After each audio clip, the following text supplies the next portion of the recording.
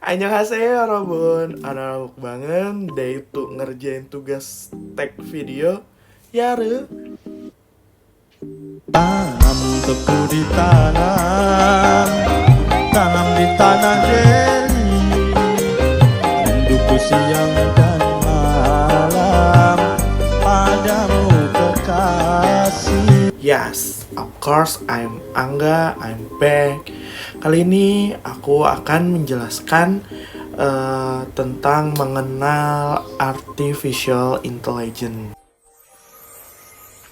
Hai guys, jadi di slide kedua ini yaitu menjelaskan singkat sejarah dari AI. Jadi apa sih artificial intelligence atau AI itu? Yang pertama ada evolusi dari mesin sederhana sampai canggih. Yang kedua perkembangan teknologi pesat yang unik. Terus ya, secara simpel AI adalah teknologi yang bikin komputer atau mesin tuh bisa think and learn like humans. Nggak cuman robot ya, tapi juga aplikasi sehari-hari kayak Google Search, TikTok Recommendation, atau fitur Face Unlock di HP kita. But wait, AI bukan hal baru loh.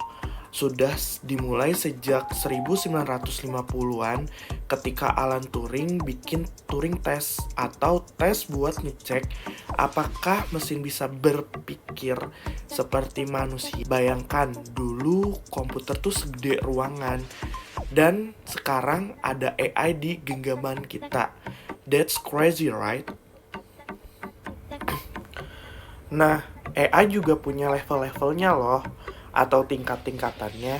Nah, yang pertama itu ada Narrow AI, atau Narrow AI itu spesialis in specific tasks like voice assistant or recommendation system. Atau AI yang jago di satu bidangnya aja, kayak AlphaGo main catur, atau Siri jawab pertanyaan. We have this now. Terus yang kedua itu ada General AI, yaitu General AI aim to perform any intellectual tasks like a human, which is still theoretical. Atau AI yang bisa melakukan apa saja kayak manusia. Masih di film sih, kayak Jarvis di Iron Man.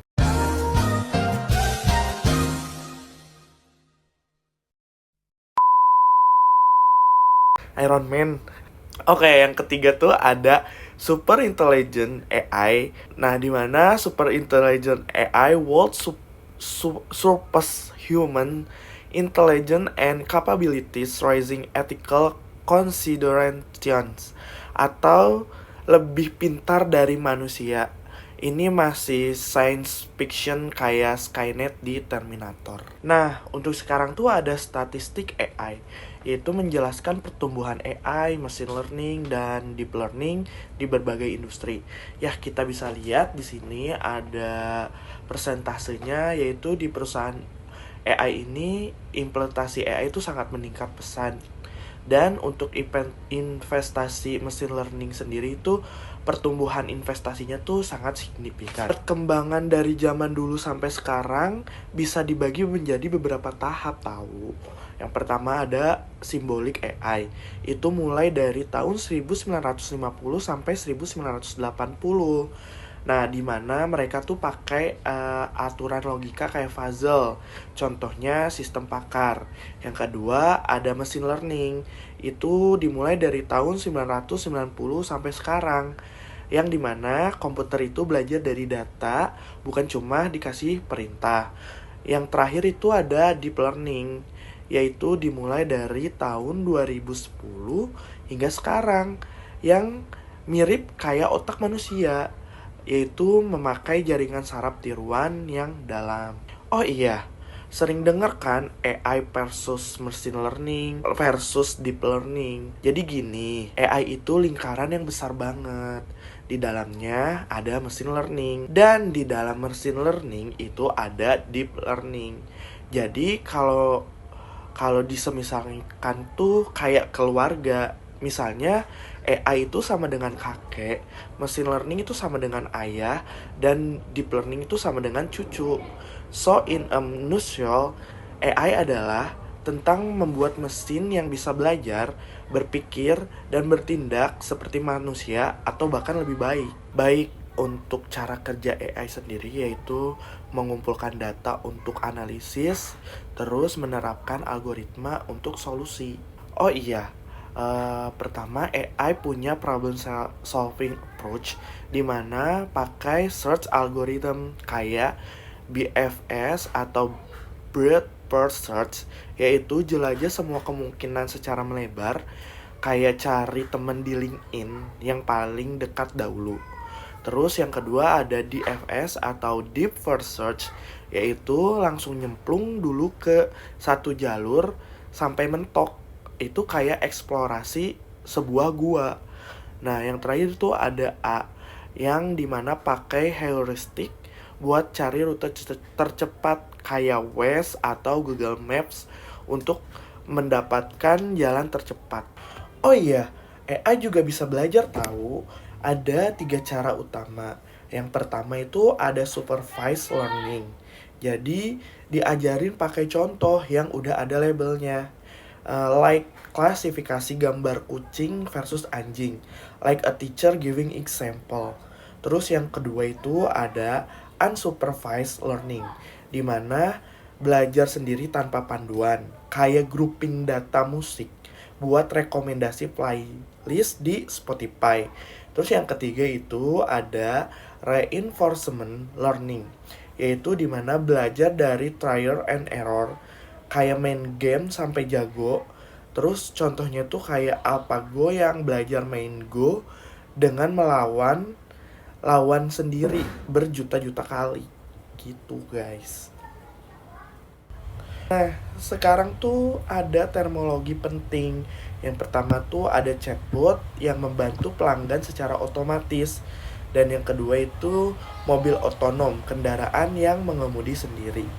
Nah, terminologi penting lainnya itu kayak pertama ada agent, si aktor AI yang bertindak kayak chatbot atau mobil otonom ini.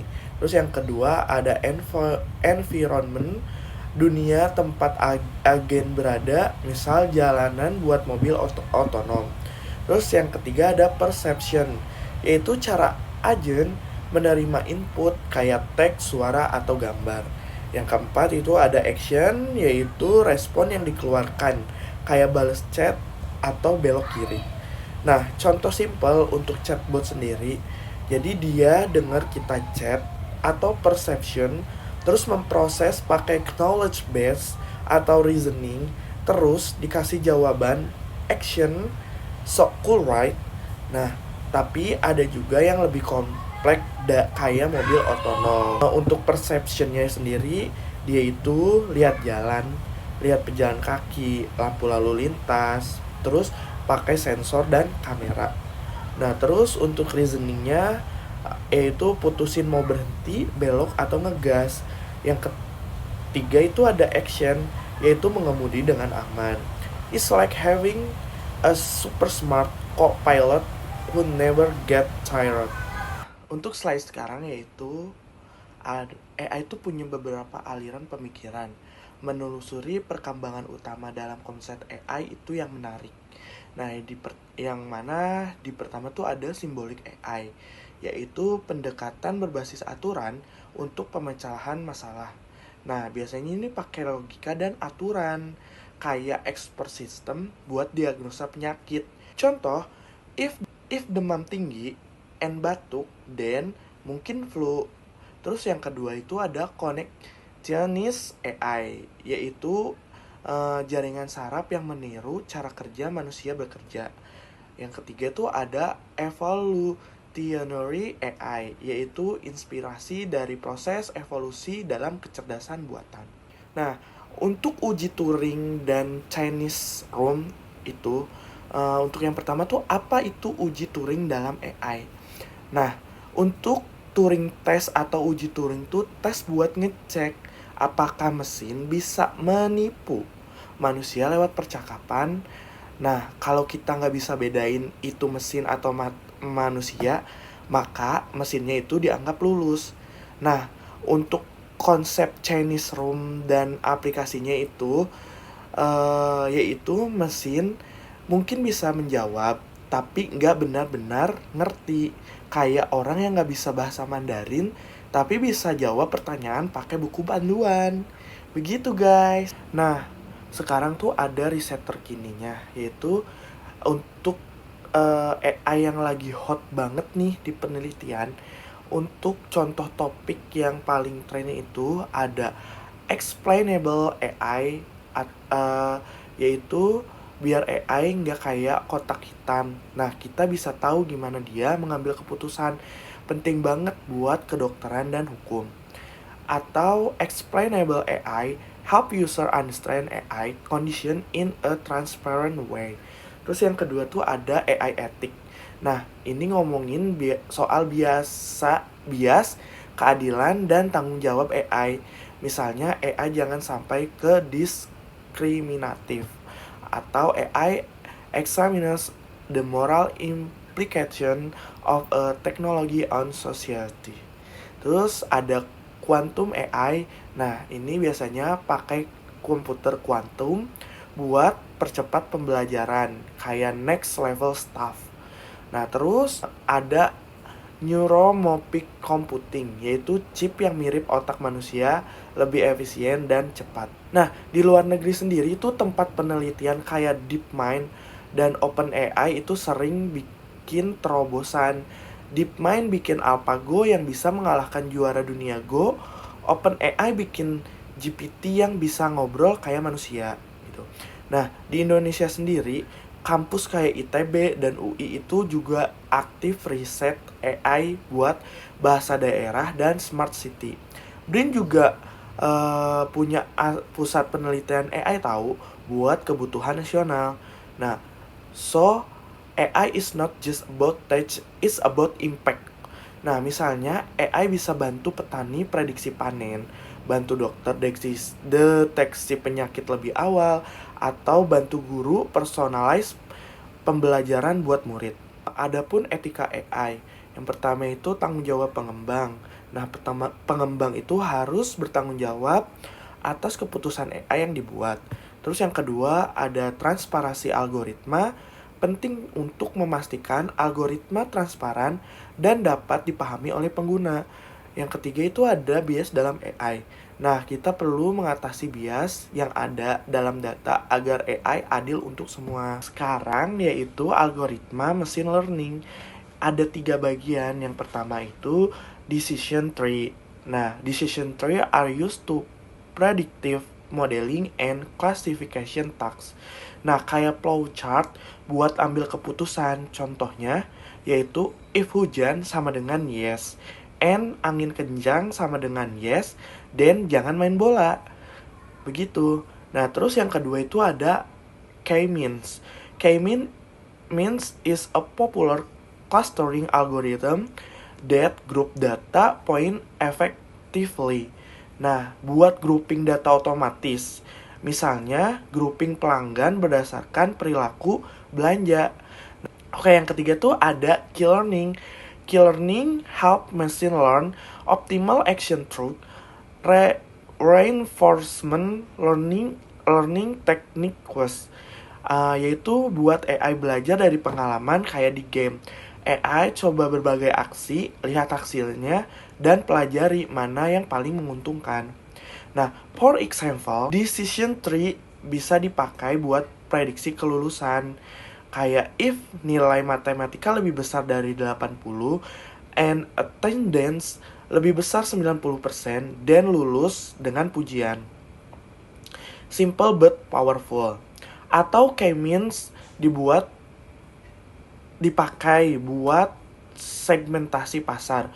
Nah, misalnya ada kelompok 1 pelanggan yang suka belanja elektronik, yang kedua ada pelanggan yang suka fashion. Terus yang ketiga tuh pelanggan yang suka buku dan edukasi. Dengan begitu, perusahaan bisa kasih promosi yang lebih tepat dan tepat sasaran. And then ada deep learning concept. Nah, yang pertama itu ada convolutional neural network for image processing. Terus yang kedua ada recurrent neural network for sequence data. Yang ketiga itu ada Transformer for Natural Language Understanding. Nah, untuk generatif AI itu ada 3. Yang pertama itu ada GANs. GANs create realistic image by learning for existing dataset. Yang kedua itu ada diffusion model.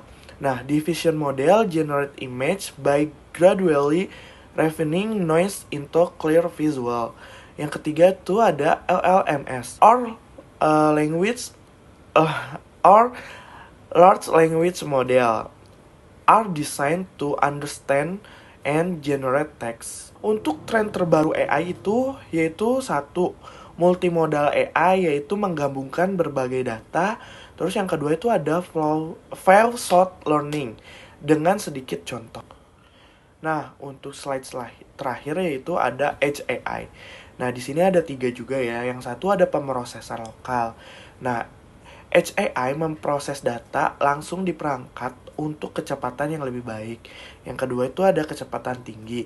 Nah, ini biasanya mengurangi latensi dan memberikan respon instan untuk berbagai aplikasi. Dan yang ketiga itu ada penghematan bandwidth. Dengan mengurangi penggunaan bandwidth, biaya operasional pun menjadi lebih efisien. Oke, jadi AI itu bukan cuma teknologi masa depan, tapi sudah ada di sekeliling kita. Dari smartphone sampai medis, dari hiburan sampai pendidikan. Yang penting kita harus pahami dulu dasar-dasarnya, baru bisa ikut berkontribusi di masa depan. So, keep curious, keep learning, and maybe one day you will build the next big AI breakthrough. Terima kasih, thanks for watching, bye-bye.